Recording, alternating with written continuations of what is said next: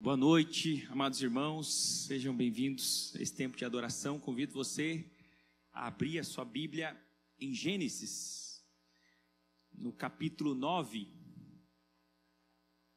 Vamos continuar nossa série de estudos, alternando Gênesis e o Evangelho de João. E hoje nós vamos ler a primeira metade do capítulo 9, do versículo 1 ao versículo 17. E eu queria começar perguntando para você o que você faz quando você precisa recomeçar do zero depois de uma tragédia. Talvez essa palavra fale com algumas pessoas aqui que estão vivendo exatamente isso. Construíram relacionamentos, construíram patrimônios, amigos, construíram conhecimento, títulos. De repente veio bastante água, inundou tudo, e você se vê em uma situação em que, além de não ter ficado nada do que tinha sido feito, as ruínas ainda precisam ser tiradas. É mais difícil a gente reformar uma casa depois de um tornado, depois de um vendaval, do que construir uma casa no terreno já terraplanado, que você começa do zero. E esse texto vai falar sobre isso, sobre uma situação em que Deus instrui um homem e a sua família sobre como recomeçar. É o título da nossa mensagem de hoje. Deus está conosco e nos instrui em todos os recomeços. Leia o texto comigo, nós vamos orar, então vamos aprender com a palavra do Senhor. Abençoou Deus a Noé e a seus filhos e lhes disse: sede fecundos, multiplicai-vos e enchei a terra. Pavor e medo virão sobre todos os animais da terra e sobre todas as aves dos céus. Tudo que se move sobre a terra e todos os peixes do mar, nas vossas mãos serão entregues. Tudo que se move e vive ser-vos-á para alimento, como vos dei a erva verde, tudo vos dou agora. Carne, porém, com sua vida, isto é, com seu sangue, não comereis. Certamente requererei, ou seja, eu vou pedir conta, vão ter que me prestar conta, o vosso sangue, o sangue da vossa vida, de todo o animal o requererei. Como também da mão do homem, sim, da mão do próximo, de cada um requererei a vida do homem. Se alguém derramar o sangue do homem, pelo homem se derramará o seu. Porque Deus fez o homem segundo a sua imagem. Mas sede fecundos e multiplicai-vos, povoai a terra e multiplicai-vos nela. Disse também Deus a Noé e a seus filhos: eis que estabeleço a minha aliança convosco e com a vossa descendência e com todos os seres viventes que estão convosco. Tanto as aves, os animais domésticos e os animais selváticos que saíram da arca, como todos os animais da terra. Estabeleço a minha aliança convosco. Não será mais destruída toda a carne por águas de dilúvio, nem mais haverá dilúvio para destruir a terra. Disse Deus: este é o sinal da minha aliança que faço entre mim e vós, e entre todos os seres viventes que estão convosco, para perpétuas gerações, para todas as próximas gerações. Porém nas nuvens o meu arco será por sinal da aliança entre mim e a terra.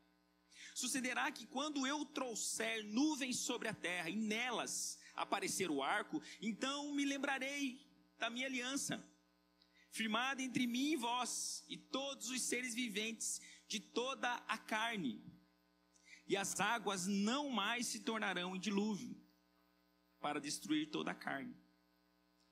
O arco estará nas nuvens, vê-lo-ei e me lembrarei da aliança eterna entre Deus e os seres viventes, de toda a carne que há sobre a terra.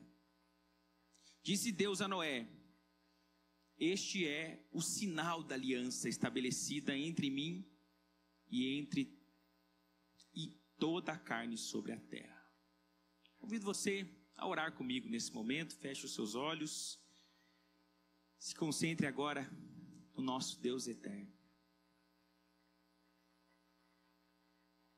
Deus, nosso Pai, nosso eterno Criador e também Redentor.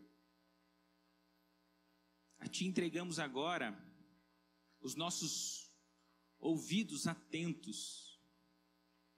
Queremos estar aqui, Senhor, não apenas de corpo presente, mas de coração também, de alma, de entendimento. Queremos processar com a inteligência que o Senhor nos deu tudo aquilo que vai ser explicado dessa passagem. Mas nós pedimos além disso que, por uma obra sobrenatural, o Teu Espírito Santo que habita em nós, venha falar ao nosso coração de maneira muito prática, trazendo realidades, pecados, trazendo conforto em situações em que estamos com medo. Que o Teu Evangelho nessa noite seja pregado, fazendo com que os apáticos sejam postos em movimento e os desesperados acalmados pelo Deus que traz descanso. Aliás, é justamente esse o significado do nome do Seu servo, com quem o Senhor estabeleceu essa aliança aqui, Noé. Senhor, nós não somos diferentes de Noé, nem de Abraão, Moisés, Davi. Todos eles eram pessoas chamadas para andar contigo, e todos precisavam do sangue de Cristo, e nós também. Todos eles precisaram ser bem instruídos, e nós também. Todos eles precisaram de consolo, da calma que vem do Espírito em meio a dias difíceis, e nós também. Por isso fala aos nossos corações, enche a nossa alma de esperanças eternas, mas ao mesmo tempo de ferramentas para essa vida aqui, para os desafios que estão diante de nós, principalmente para amanhã de manhã, quando a gente sair de casa, para o trabalho, para os estudos, ou para outras demandas. Fala ao nosso coração, Pai, te pedimos em nome de Jesus, amém. Eu não sei se você consegue perceber quando você lê essa passagem, às vezes em que você está na sua leitura devocional, ou se de repente você conseguiu perceber isso agora, na minha tentativa de lançar aqui algumas perguntas introdutórias antes da leitura.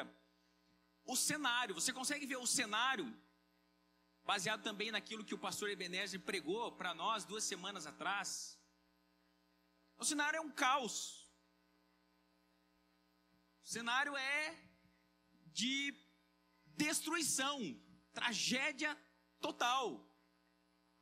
Ainda que naquela região onde a arca ficou parada e que agora é terra seca, não houvesse, porque é possível que muitos corpos estivessem por ali, mas ainda que não houvesse, com certeza, aquele tanto de água tinha deixado todo o cenário sem cor, sem vida, sem alegria.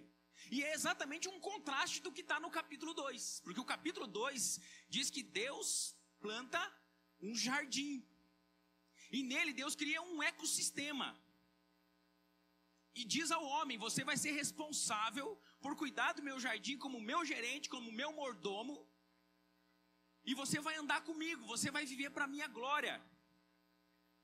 Só que agora, na saída da arca, ao mesmo tempo que a arca sim foi um instrumento de salvação, mas o cenário é trágico. Você lembra que poucos anos atrás, quando a pandemia começou, ali mais ou menos ali no meio de março de 2020, e demorou para a gente descobrir a dimensão do que estava acontecendo, muitas pessoas entraram em desespero. Mesmo bem antes das mortes começarem a acontecer, tinha muita gente que dizia que o mundo ia acabar. Aliás, essa história do mundo vai acabar é um rumor de guerra que aparece, uma notícia, o pessoal já vem. O mundo é agora. Há quase que uma expectativa assim, meio maligna. Embora, é claro que a gente deseja que Jesus volte para fazer novo céu e nova terra, mas esse desespero muitas vezes nos coloca numa situação de paralisia, de ansiedade que atrapalha a nossa vida. Para vocês terem uma ideia, algumas semanas depois que a pandemia começou, uma pessoa que trabalhava ali no hospital São Vicente ligou para mim e disse assim: pastor, você poderia fazer um trabalho de aconselhamento aqui? E eu confesso para vocês, era um momento de tantas incertezas, de tanto caos, que eu fiquei preocupado. Fiquei preocupado com que eu poderia levar para minha família. E em aconselhamentos, em oração, eu acabei aceitando o desafio. E por semanas eu passava as manhãs ali fazendo aconselhamentos com os profissionais. De 580 profissionais na época, só 300 estavam trabalhando, porque o resto estava testado, não tem com que deixar meu filho. Mas o que essa pessoa que fez contato comigo disse, que a maioria das pessoas não estavam indo trabalhar por desespero. E mesmo depois que a gente soube com o que estava lidando, e vieram as vacinas, e o tempo começou a passar, e a gente começou a sentir um pouquinho de esperança, até hoje parece que quando o diagnóstico é positivo para a Covid, a gente fica: e aí, será que não volta essa pandemia? É ou não é? Esse texto fala sobre um momento em que o homem vê a salvação de Deus, depois de um ano, dentro de uma arca, com a bicharada, sua esposa, seus filhos, suas noras. Só que, embora muitas vezes a gente não perceba, quando ele sai da arca, ele percebe que ele tem que construir absolutamente tudo. Eu não sei se você já passou por isso, mas eu conheço várias pessoas que viveram essa tragédia. A pancada foi tão grande que não tinha uma coluna levantada. Era uma situação de caos emocional, financeiro. Pessoas que se arrebentaram economicamente, pessoas que foram traídas, uma situação de adultério, pessoas que viveram uma doença muito grave, um acidente muito grave. E apesar de dizerem, com certeza, com convicção, fazendo uma leitura de que só não morreram porque houve um livramento, né? Lembra do tema da pregação do pastor Ebenezer? Ele falou sobre provação e livramento. De fato, a maioria das pessoas consegue perceber que depois que a tragédia passa, foi um livramento. Mas, às vezes, o caos é tão grande que a gente olha para a bagunça e não sabe nem por onde começar. E a palavra de Deus é tão maravilhosa, e é sobre isso que eu quero observar com vocês. De uma maneira muito didática, Deus fala aqui alguns pontos específicos sobre como recomeçar. E o primeiro deles, eu queria que você observasse no versículo 1, em meio à reconstrução, ao desafio de um recomeço depois de uma tragédia, confie na bênção de Deus. O texto diz assim: abençoou Deus a Noé e a seus filhos, e lhes disse: sede fecundos. E aí, tudo que compõe aqui, entre o versículo, a parte B do versículo 1 e o versículo 6, tudo que vai falar aqui envolve o que é essa bênção de Deus. E aí eu queria pensar um pouquinho sobre como a gente perde a riqueza dessa palavra nas Escrituras. Baruque é a palavra hebraica. A gente usa tanto essa palavra, né? Deus abençoe. Mas geralmente a gente atribui bênção à prosperidade. Essa pessoa está sendo muito abençoada. Por quê? Porque as coisas estão indo bem. E de fato, um pouquinho do que Deus faz por nós é explicado na palavra bênção. Mas o significado é muito mais do que isso. Por quê? Porque bênção tem a ver com relacionamento. Porque não é a primeira vez que Deus está falando isso aqui. A primeira vez que Deus disse: vou abençoar, não foi nem em relação a nós, foram aos animais. Lá no capítulo 1, versículo 21, diz que Deus, depois de ter criado os animais segundo a sua espécie, os abençoou e disse: sede fecundos. O versículo 26 diz que nos faria a sua imagem e semelhança. Versículo 27, homem e mulher os fez. E o versículo 28, Deus os abençoou e lhes disse: sede fecundos, povoai a terra. Exatamente com as mesmas palavras. E sabe o que eu aprendo aqui? Que ser abençoado é viver num relacionamento de tanta segurança com Deus, que mesmo em meio às tragédias, às minhas perdas, inclusive em meio aos meus pecados e o amargor dos resultados deles, Deus se mantém num relacionamento comigo. De fato, toda a história do dilúvio que começa no capítulo 6 mostra que o nosso Deus é muito sério. Ele leva o pecado a sério. Por quê? Porque ele leva o homem a sério. Se você perceber, a gente não consegue estimar quantas pessoas viviam no mundo naquela época, mas talvez fossem milhares, e quase todas morreram. 8 apenas foram salvas. E você já parou para pensar quantas mereciam morrer? Todas. Esse Deus é um Deus que consegue conciliar de uma maneira completamente inexplicável, misteriosa, mas ao mesmo tempo muito maravilhosa, sua justiça e a sua graça. Ele aplica assim uma justiça destruidora, mas ele lembra-se de sua promessa à serpente em Gênesis 3,15, quando ele disse: você vai ser inimiga da mulher, e essa inimizade vai durar por descendências. Haverá uma descendência que vai representar a mulher, e haverá uma descendência que vai representar a serpente. E no meio dessa guerra, vai vir um descendente da mulher que vai ser ferido pelo descendente da serpente, mas o resultado disso vai ser a destruição da serpente. E a gente sabe que esse é o proto-evangelho. Gênesis 3,15 falava de Jesus. Só que agora o juízo de Deus ameaça o cumprimento da sua própria promessa. É uma teodiceia, ou seja, é um dilema de Deus. Ele cumpre sua justiça plena, ele coloca em xeque sua promessa. É isso que significa quando a Bíblia usa uma linguagem antropomórfica, ou seja, uma linguagem humana para dizer: e Deus se lembrou. Se lembrou porque tinha esquecido? Não. Assim como lá no início do capítulo 6 diz assim: e Deus olhou para a humanidade em toda a sua perversão e corrupção e disse: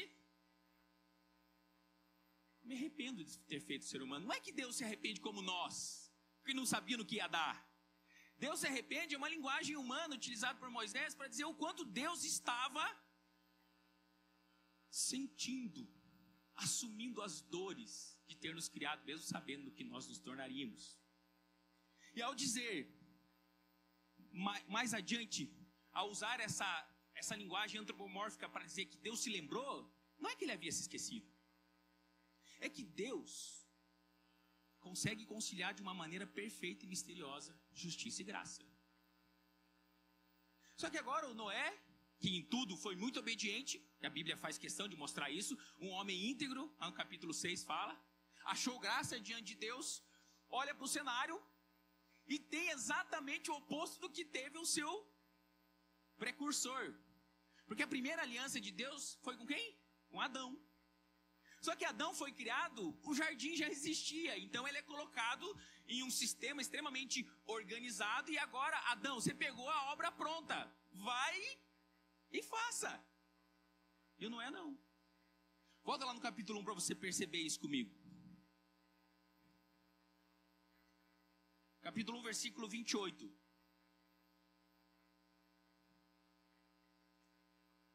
E Deus os abençoou e lhes disse: sede fecundos, multiplicai-vos e enchei a terra.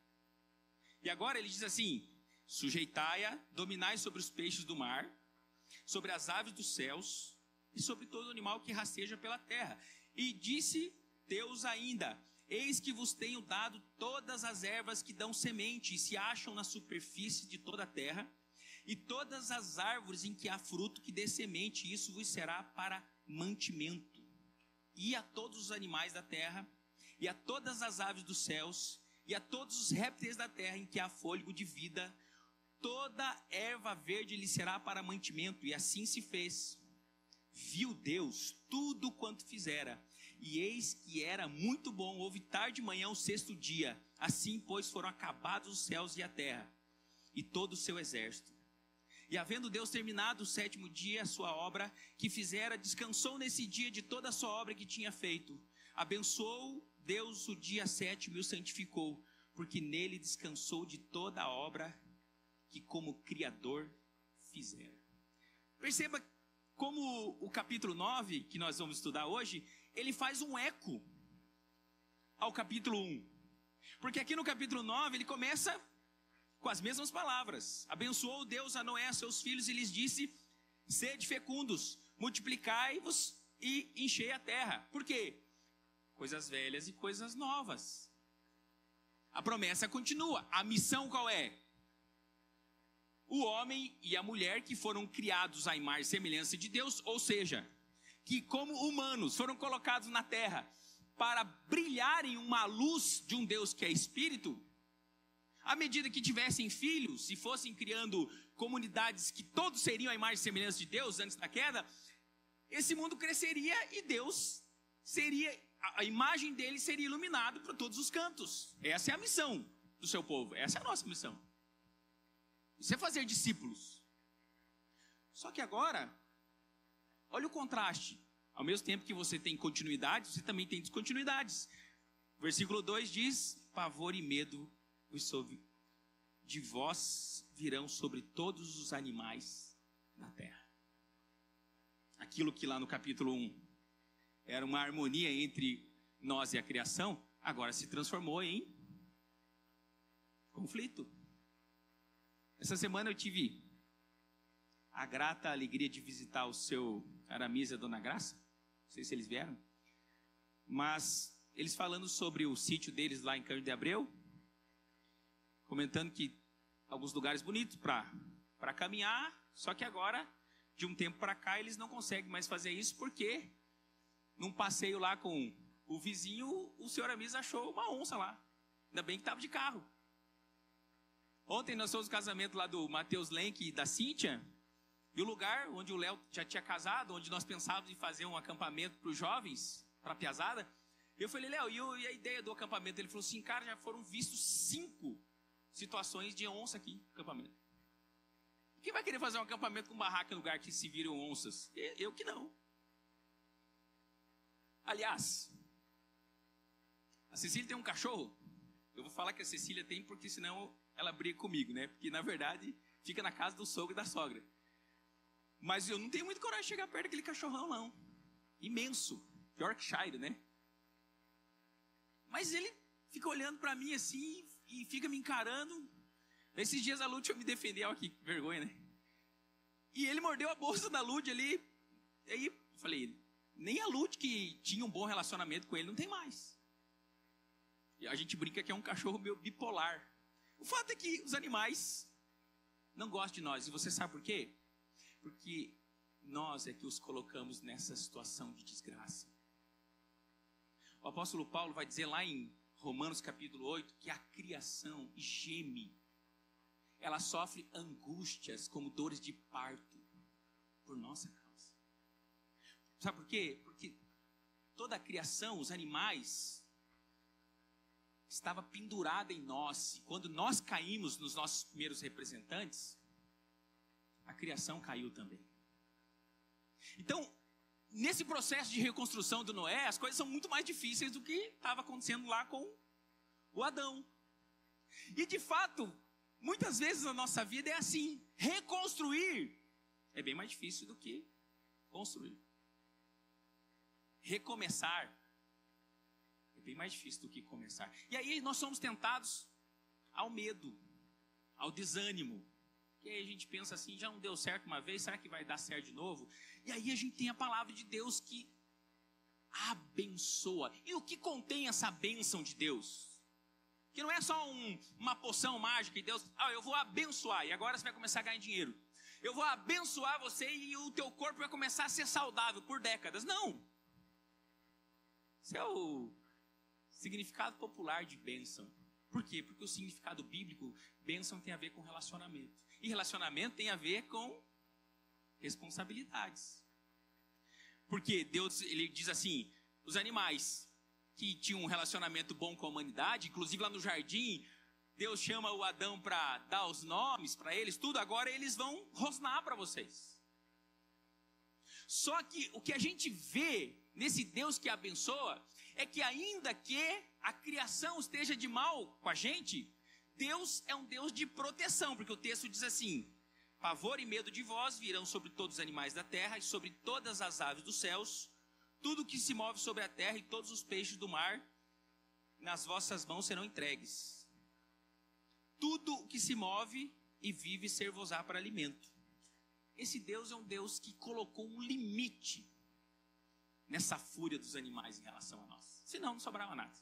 Ainda mais naquela época. Hoje os animais não chegam próximos à cidade, mas naquela época, se Deus não colocasse um freio nos animais, não sobrava ser humano algum. Mas por quê? Porque Deus está colocando em prática o seu plano da redenção, que vai culminar em Cristo. Mas esse Deus não é só um Deus que nos protege da criação revoltada. Ele também é um Deus de provisão. E isso já estava lá no capítulo 1, quando diz que Deus deu a nós e aos animais todos os frutos e ervas. Mas agora, os animais passam a fazer parte da nossa cadeia alimentar também. Ou seja, em meio a uma tragédia tão grande, tem uma notícia boa, né? Churrasco passou a ser legitimado pela graça de Deus. Por quê? Porque Ele não é só um Deus de proteção, Ele é um Deus de provisão também. Ele é um Deus que nos dá o que nós precisamos. Mas Ele, mais uma vez, como fez no jardim, dizendo que o jardim possuía toda a sorte de árvores que produziam frutos agradáveis à vista e boas para alimento, mas tinha uma restrição, que era a árvore do conhecimento do bem e do mal. Aqui também tem. Qual é a restrição? Não comam o sangue. É bem provável que isso envolvia a intenção de Deus de que a humanidade não praticasse uma violência exagerada com os animais, mas aqui também tem um princípio bíblico de valorização do sangue, que vai apontar para quem? Para o sangue perfeito que foi derramado por nós. E aí, o texto avança e nós chegamos no capítulo 6. Se alguém derramar o sangue do homem, pelo homem se derramará o seu, porque Deus fez o homem segundo a sua imagem. Deus está instruindo, nesse recomeço, na aliança com Noé, a santidade da vida. A vida humana é santa porque, por causa da dignidade do homem, que está no fato de ser imagem e semelhança de Deus. Sabe uma coisa que eu acho engraçado? Todas as vezes, que eu me posiciono por alguma razão, ou porque me perguntam, ou porque a conversa vai nesse sentido, em que eu digo que eu sou a favor da pena de morte, as pessoas ficam muito escandalizadas. É assim, o quê, pastor? Esse dia eu estava... Não vou falar onde é, mas é assim, as pessoas ficam apavoradas, e eu fico pensando, não leu a Bíblia? Mas pastor, daí o argumento é sempre o mesmo. Pastor, você acha que tem condição de colocar esse princípio na legislação brasileira? Para ser bem sincero, eu acho que não. Mas o fato de olharmos para a situação do nosso legislativo e dizer que é muito difícil de colocar isso em vigor, não pode anular o princípio bíblico, porque a Bíblia é muito clara. Aqui é o primeiro momento em que Deus está falando assim, ó, quando alguém matar outra pessoa, o único critério objetivo para pagar isso é que essa pessoa tem que entregar a sua vida. E quem vai fazer isso é o homem, mas não é o irmão do que morreu, nem o pai. É quem? É o Estado. Aqui está a semente daquilo que vai ser desenvolvido mais adiante por Moisés.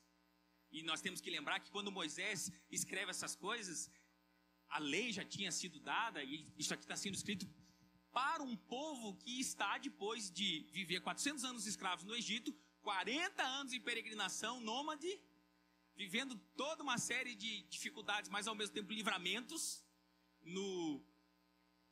na nuvem que os protegia do sol escaldante e na coluna de fogo os protegia do frio na madrugada. Esse povo agora está na iminência de entrar na terra prometida, só que tem um detalhe: Toda uma geração morreu.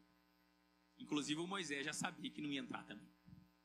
E Deus fala para Moisés escrever tudo que nós temos no Pentateuco, Gênesis, Êxodo, Levítico, Número e Deuteronômio, para que isso ficasse registrado. E se você ler o livro de Josué, você vai perceber como ele precisava de uma palavra de ânimo. Por quê? Porque ele vai substituir o grande legislador, Moisés. E ele é encorajado no capítulo 1. Ser forte e corajoso, porque eu sou contigo.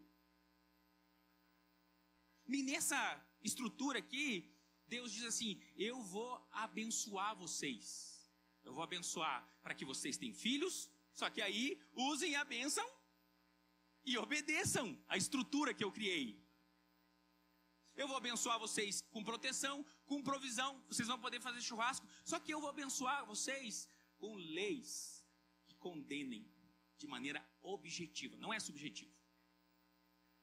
Mas pastor, qualquer assassinato então tem que dar a própria vida? Moisés vai legislar desenvolvendo melhor isso aqui, dizendo que assassinato e legítima defesa não. Lembra disso? Isso está lá na Bíblia. Está lá em Êxodo 21. Versículo 12 a 14. A própria palavra de Deus vai fazer uma distinção entre homicídio doloso e culposo. Onde o doloso é que a pessoa teve intenção de matar. E o culposo é o contrário, né? Parece que é o contrário, mas o culposo é quando é involuntário. E o doloso é quando é voluntário. Quando a pessoa teve a intenção de matar. No caso de um homicídio involuntário, essa pessoa, Deus criou as cidades refúgio para essas pessoas se livrarem dos vingadores. Havia casos em que uma pessoa não tinha nenhum problema com a outra, mas acontecia lá uma situação, lá estava cortando uma lenha e o machado ia matar a outra. Se ela conseguisse provar por testemunhos, ela não precisava pagar com a sua própria vida.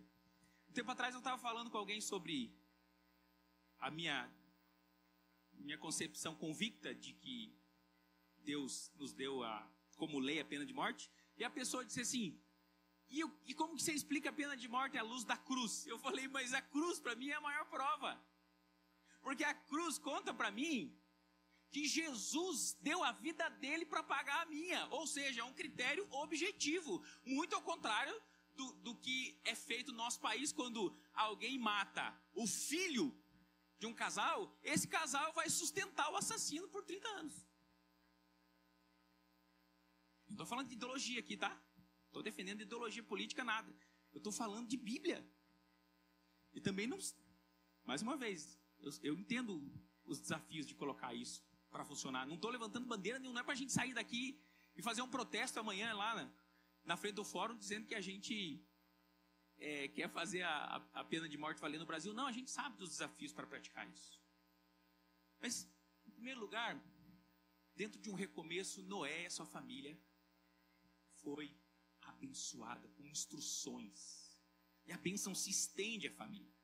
Mas mais do que isso, em um tempo de recomeço, Noé recebe uma aliança. Diz o versículo 8: disse também Deus a Noé e a seus filhos: eis que estabeleço a minha aliança convosco e com a vossa descendência e com todos os seres viventes que estão convosco, aves, animais, domésticos, selváticos que saíram da arca, como todos os animais da terra. Estabeleço a minha aliança convosco. Não será mais destruída toda a carne por águas de dilúvio, nem haverá mais dilúvio para destruir a terra. Às vezes começa a chover dias seguidos, né? E a gente já começa a se preocupar. Não precisa se preocupar. Se você crê nessa promessa, não precisa. Mas o detalhe que eu queria apontar aqui é que, no nosso contexto ocidental da nossa época, quando a gente pensa em aliança, geralmente a gente pensa em um contrato de duas partes. Mas a aliança nessa época não envolvia duas partes. Era uma aliança daquele que era mais forte, de proteção e relacionamento para aquele que era mais fraco. Deus não está pedindo nessa aliança aqui nenhuma contrapartida. Ele só está dizendo assim: ó, Noé, eu sei que você tem muito trabalho para fazer. Eu sei que você tem alguns medos no teu coração. Mas deixa eu te dar uma garantia. Minha garantia é que eu tenho uma aliança com você. e que ninguém pode tirar. Isso faz muita diferença. Em meio aos recomeços da vida, faz muita diferença a gente entender que por mais que nós sejamos infiéis tantas e tantas vezes, Deus não deixa de ser fiel. Deus coloca a sua aliança conosco em prática e jamais nos abandona, jamais nos entrega a nossa própria sorte. Por quê? Porque Ele fez uma aliança conosco. Isso aqui aponta para quem? Para Jesus. É por isso que nós cremos que salvação é uma obra unilateral. Salvação não é uma obra onde Deus faz a parte dele e eu faço a minha. Porque às vezes eu vejo algumas pessoas falando assim: porque Deus fez a parte dele, ele matou o filho dele na cruz, e agora eu tenho que fazer a minha. Essa semana eu conversava com uma pessoa fora da igreja, e eu fiz uma pergunta para ela assim: se a pessoa passou por uma cirurgia complicada, eu falei: se você tivesse morrido nessa cirurgia, você tem alguma ideia ou segurança a respeito do seu destino eterno? E esse homem disse: com certeza. Eu falei: por quê? Ele pensou um pouco e disse assim: porque eu tenho um relacionamento com Deus. Eu falei: como que é? Esse relacionamento começou quando? Com 12 anos, quando eu comecei a orar, Deus começou a responder as minhas orações, e desde então eu sei que eu estou salvo. Mas sabe como? E ele falou: eu sei, porque eu sei, é dentro, é subjetivo. Eu falei: não. Como é que você sabe que você é salvo? E ele começou a falar de todo o bem que ele faz para as pessoas. E por uma hora eu ouvindo essa pessoa, não se ouve nenhuma palavra da cruz, do sacrifício. E aí eu falei: sabe o que eu percebo no teu discurso? Eu percebo que o teu discurso, ele fala muito de autoavaliação. E é importante a gente se autoavaliar mesmo. Só que você tem um problema. Se você ficar só na autoavaliação é usar os meus critérios para ver se eu passo ou não. E daí é óbvio que eu vou me passar. Eu vou me aprovar.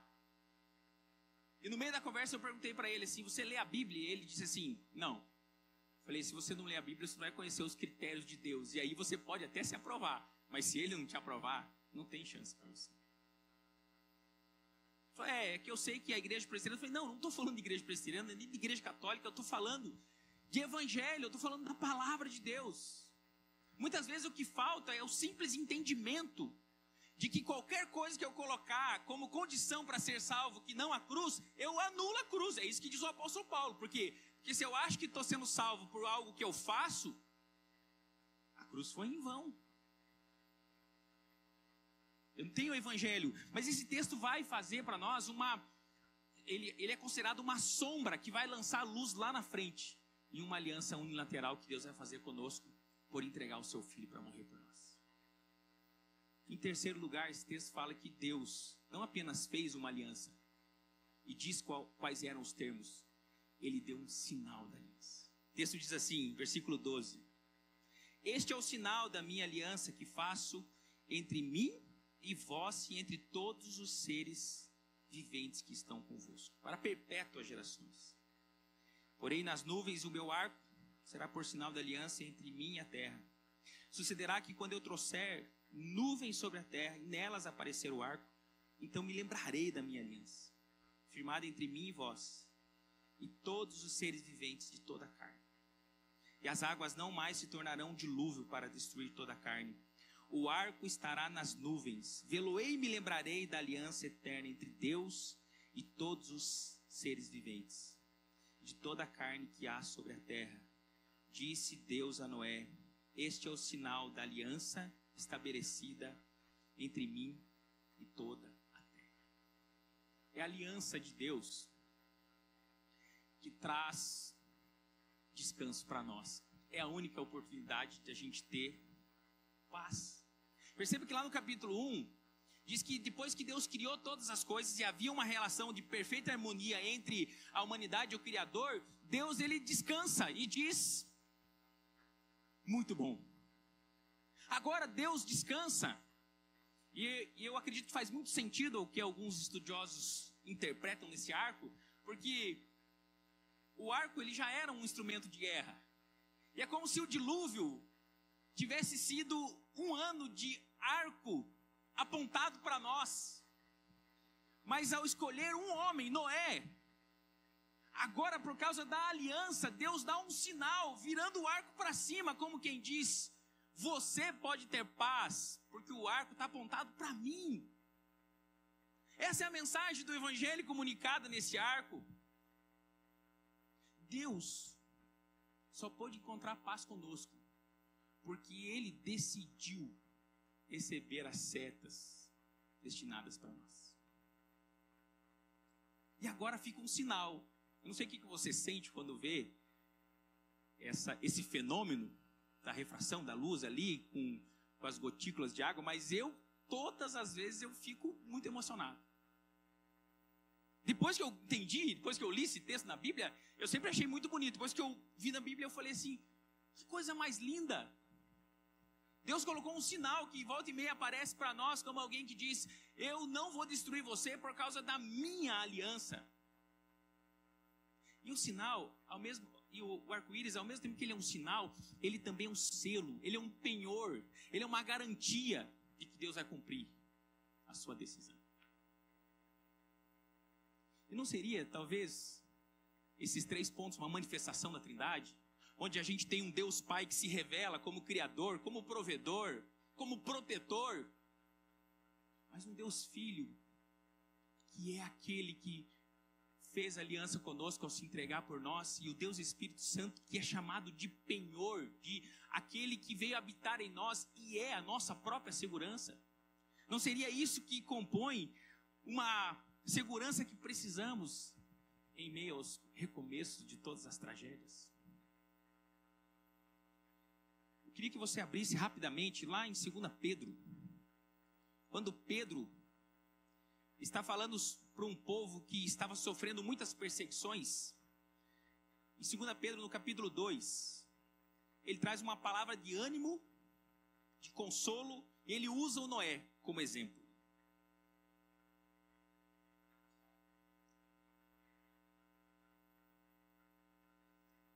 2 Pedro capítulo 2.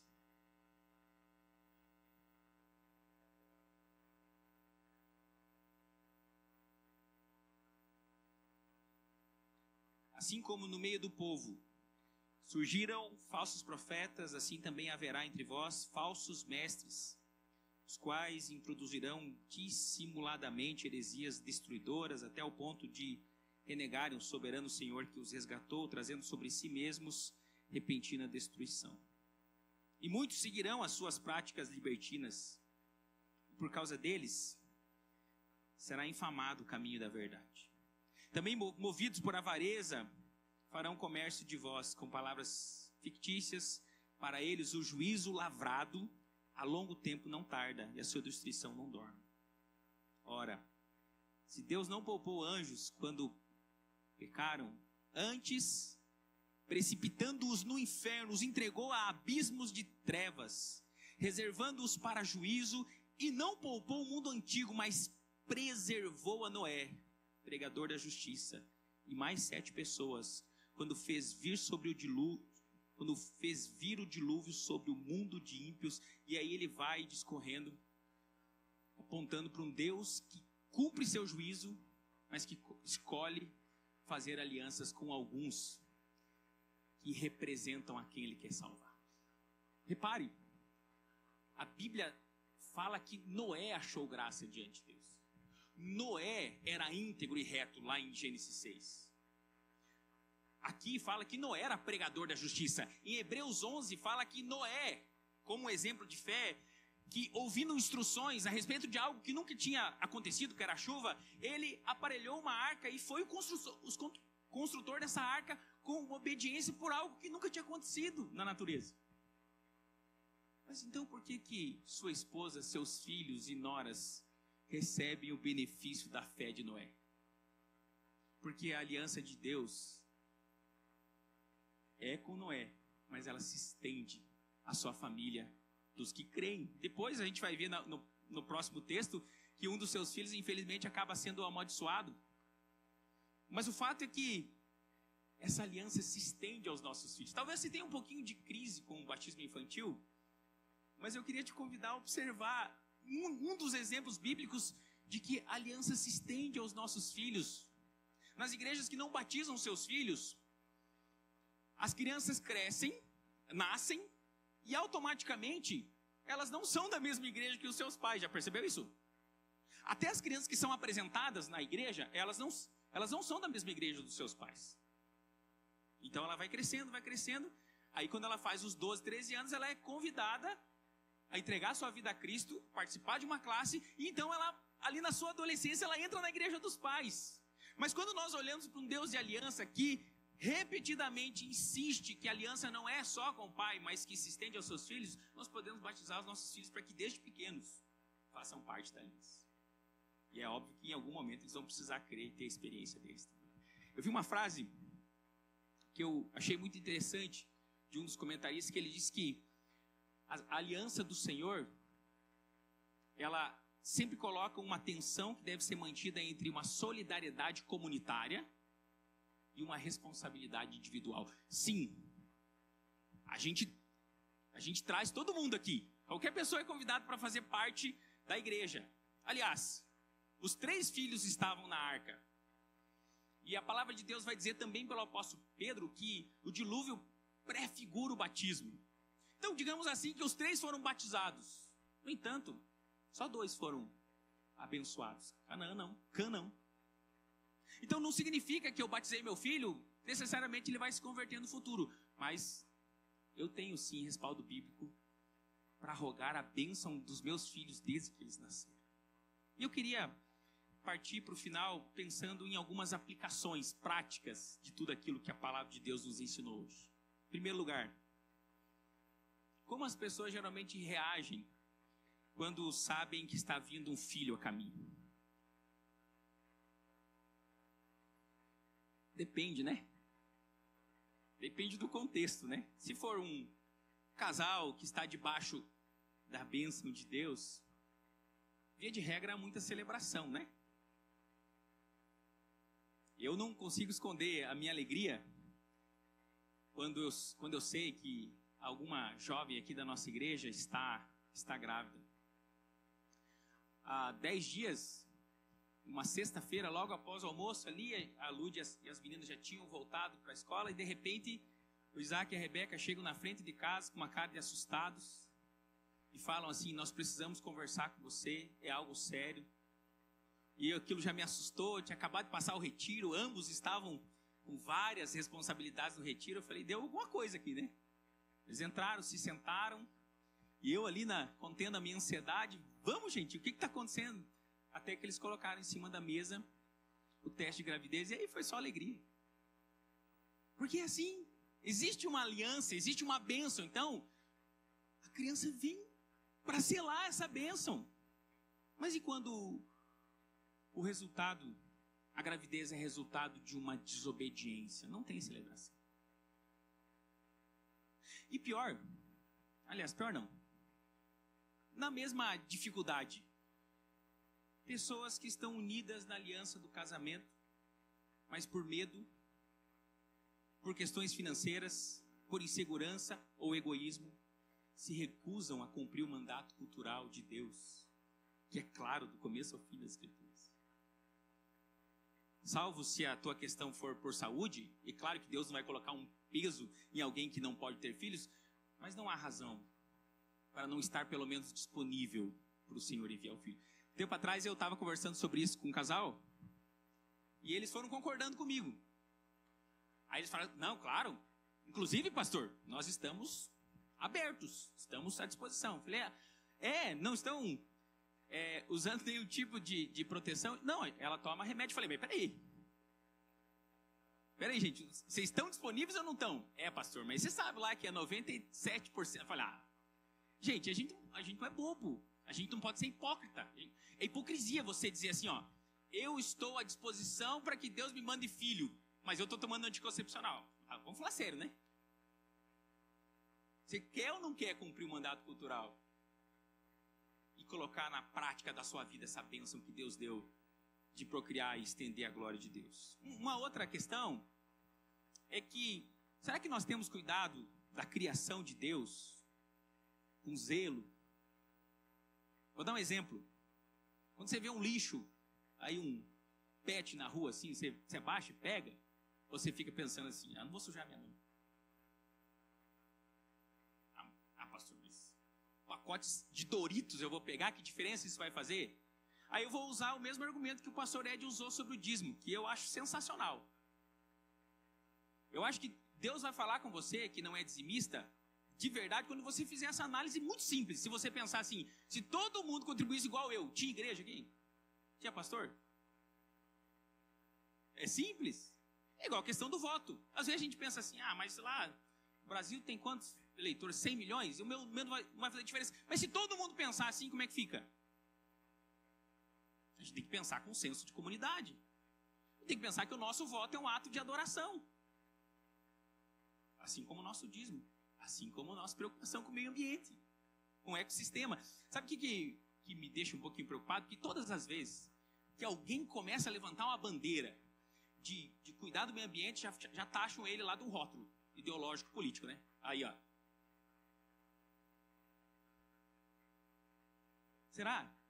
Será que isso é coisa de quem é desse determinada linha política, ou será que isso é coisa de cristão? Quer ver um outro exemplo? Toda vez que alguém começa a se posicionar em favor da vida e lutar contra o aborto e seus derivados, eutanásia, defender legítima defesa, ou defender, pelo menos dizer que biblicamente Deus defende a pena de morte, aí a pessoa põe um carimbo, que é o lado de lá, né, da ideologia. Aí, ó. Viu? Por isso que você é fascista. Não sabe nem o que é fascista. Mas essas não seriam pautas bíblicas de quem valoriza a vida? Deus é pró-vida. Pastor, mas a gente não sabe quando que a vida começa. A vida começa no ato da relação sexual, da concepção, é óbvio.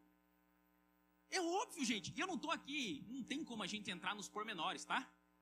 Eu não estou falando aqui de situações específicas. Inclusive, a nossa lei já, se você pesquisar, você vai perceber que já tem algumas exceções. Eu estou falando aqui da grande maioria de pessoas, inclusive cristãs, que vão abortar, não tem nada a ver com situações bem particulares. Não, é porque está assustado com o desafio. Ou porque se envolveu numa relação sexual que não era casado. Então, vamos evitar problema, né? Mas, peraí. Não. Isso não é coisa de partido político, isso é coisa de cristão. E a terceira e última aplicação que eu quero fazer é que o arco-íris é muito lindo. E vamos continuar contemplando e nos emocionando com ele. Mas nós temos um sinal muito mais confiável da proteção de Deus perante qualquer ameaça que se apresente contra nós. Nós temos a cruz. A cruz de Cristo nos protege, e não é só de uma destruição do mundo por águas. A cruz de Cristo nos livra da ira de Deus eternamente. Que é o que tudo indica. O apóstolo Pedro também diz que, embora não vai acabar com o dilúvio, vai acabar com fogo. Mas quem entrega a sua vida a Cristo, quem confia na obra perfeita, tem um livramento desse julgamento, aqui e eternamente. Porque tudo isso aqui, toda essa valorização da vida, do sangue, da aliança e de um selo, aponta para aquilo que Cristo fez em nosso favor e nós não seríamos capazes de fazer. A gente vai continuar estudando a Bíblia em sequência e você vai perceber que Deus mais adiante vai fazer uma aliança com Abraão, com Isaac, Jacó, Judá, e isso se estende e vai passando até que chega no filho de Abraão, no filho de Davi, o nosso Senhor Jesus. O sangue dele, sim, esse é capaz de lavar o coração mais pecador que se arrepende. E esse recebe bênção, aliança e selo. Vamos orar? Pai Santo e Eterno, nós queremos te agradecer, Pai, porque o Senhor nos ama com um amor que jamais se acaba. E esse amor envolve proteção, esse amor envolve provisão, instrução.